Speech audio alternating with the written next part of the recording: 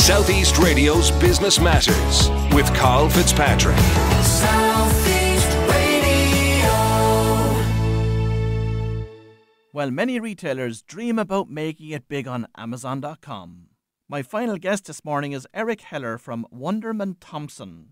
Eric started his career in online retail when he joined Amazon back in 1999, and since then he has helped over 400 brands manage and maximise their Amazon channel. So who better to advise our listeners about setting up and optimising their store on Amazon.com.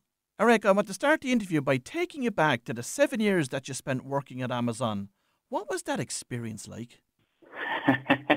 Well, Amazon has a very specific way that they're growing and doing business, and staying there and understanding how they're disrupting traditional ways of purchasing, ways of thinking about consumers can be really formative. You learn an incredible amount very quickly. The real points are really to start with the customer and work backwards. And that's really the foundation. They have a set of what they call leadership principles. Dive deep. You can look these up, by the way, Amazon leadership principles. And the ones that I find most formative are really, the way that I've used again and again, are start with the customer and work backwards. Dive deep. In other words, really own and understand your data.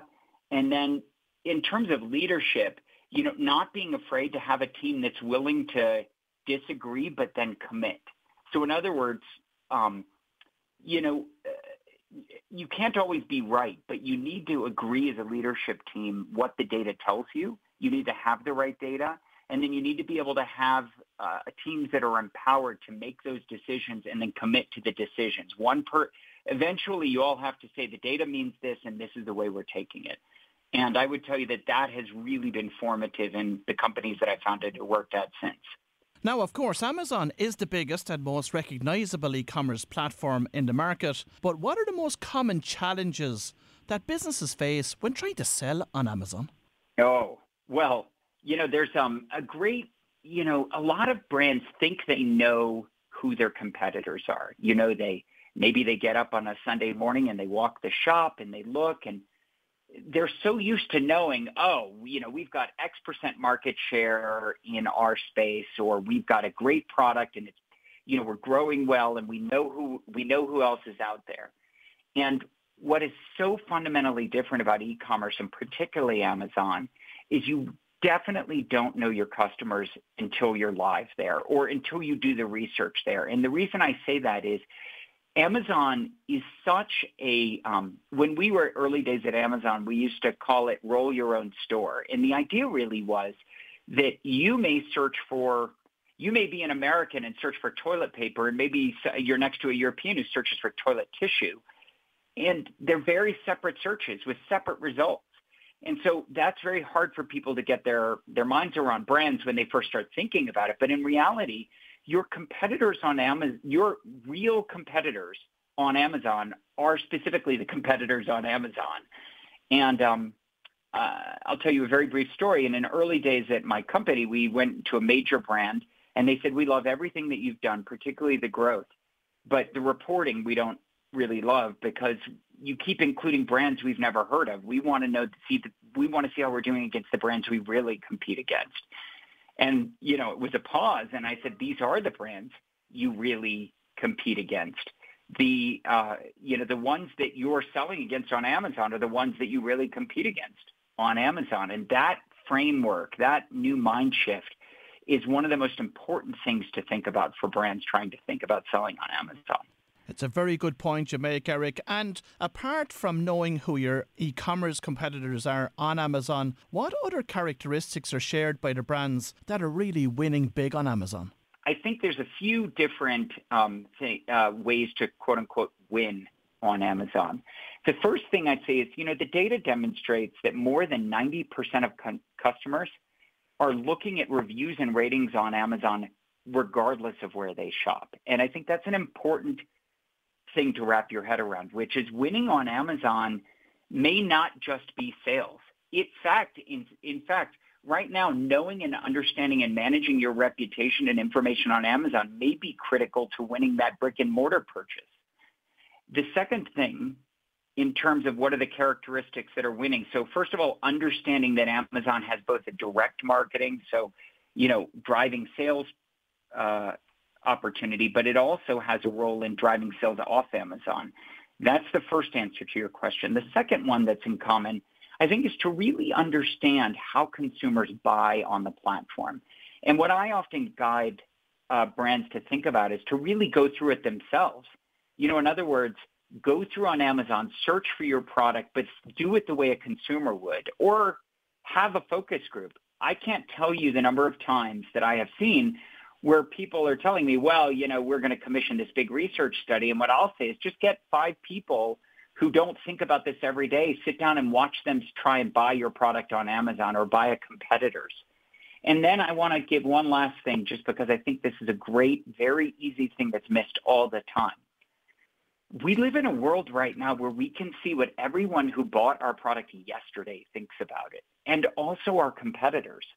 So you can very easily go to Amazon, look at perhaps who's beating you or your product, and see what people like about that product. Or you can even filter by just the 1- and 2-star reviews, and you can see what people don't like about your competitor and say, wow, everybody thinks that their product should be waterproof. We could do that, and you can leap in front of them. And that's something used to be a $100,000 research and focus group, whereas now you can, your lowest, newest employee can try and run this for you as a report every Monday morning. Now, you mentioned something very interesting, and that's the fact that depending on what market you're servicing, the search terminology for the same product may differ. But what other differences are there when retailers are deciding to set up an Amazon store, and whether or not they're going to sell into the US or the European market or the Asian market? Well, that's a great question. One of the things that makes Amazon so different is that they can do the fulfillment.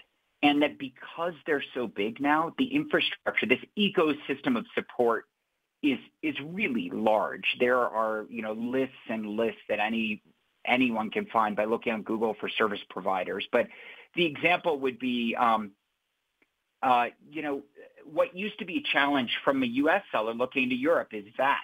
And in Europe, selling into the U.S., the sales tax is calculated at the local level. But if you sell through Amazon's platform, they calculate that. But how do you pay it?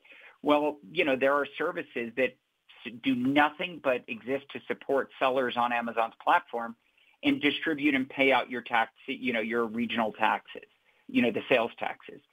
These are just great points that this has been made so easy because so many people have hacked the trail through the forest in front of you, that really all that's left is to decide, do I think, number one, that there is a market for my product in this space? 2, is there opportunity? In other words, is it too crowded?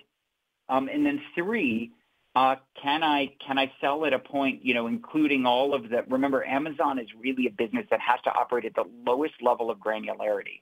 So what I mean by that is, can I really realistically make enough after fees and important whatever else, so that once Amazon sells that product, that I'll still be margin positive? And honestly, if the people say all the time, what's the number one skill that I need to do this business? I often say, like, Excel. You want to say a lot of things, but in reality, being able to understand at the lowest level your profitability is really the most important, actual attribute when you hire someone to run this for you or work with you on this, because understanding where you're profitable is really the start and end point. So, Eric, for any of our listeners that are interested in setting up an Amazon store as a way of selling into the US market, is there any particular type of retailer that is best suited to this channel, and maybe it's still at this stage an underserviced market? Yeah, when you think about that, I would tell you that people often say it's too late, or isn't it already really well established? And one of the things I like to say back to that is, Jeff Bezos, still their number one mantra at Amazon is, it's still day one. And when you think about that, I think every time I've heard someone say, please, it's probably day 2 by now, right? Day 1 of the internet revolution or e-commerce revolution. But in reality, none of us could have predicted a year ago, but there is so much additional penetration over a year ago. And so what I want to say is, don't let yourself be trapped into thinking it's still, there isn't an opportunity, but the opportunity might be different than you think. And there are some great tools that are very inexpensive out there that can help you assess whether there's an opportunity and in which one. One of the ones I'm not meaning to endorse or what, it's just an example, but, like an example is a tool that I use all the time that I like is Jungle Scout. And it's an inexpensive tool that has this thing that's like product opportunity finder. And you can just click in there and look at where you have high search terms but low product responses. And that's a great example, but there are lots of ways you might succeed. Perhaps you have a unique product that everyone wants that no one's selling, or perhaps you have the lowest price or the highest availability or the highest quality. All of those are facets that you can use to leverage.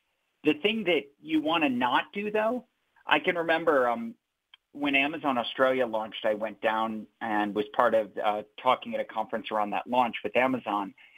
And I had someone come up to me and he says, I'm thinking of launching on Amazon. I said, yes. And he said, and I said, well, what do you do? And he says, well, we are the #1 sports retailer in Alice Springs, I think. And I said, okay, great. I said, do you have product that no one else has? And he said, well, not really. And I said, do you have better pricing or availability? And he goes, no, we're in Alice Springs. We do well because, there's no one else out here. And I said, well, and he goes, do you think we'll be okay on Amazon? And I'm like, if you don't have something that no one else has, you don't sell it for a lower price than no one, and you don't have better availability, you might need to think about a different set of products to sell to win on Amazon.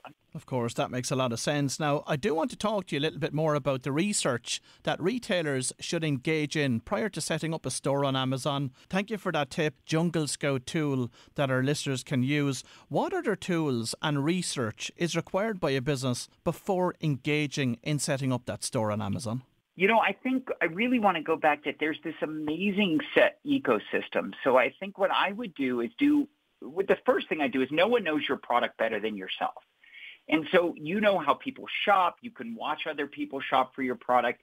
Watch that and understand, one pitfall I see brands fall into a lot is that sometimes they think only the way their own terminology works. So I could think one of our earliest clients was doing poorly in what was at the time a brand new fad, which was ladies' boots that were for, fall weather, winter weather, but that had this, the part that goes over your calf is wider.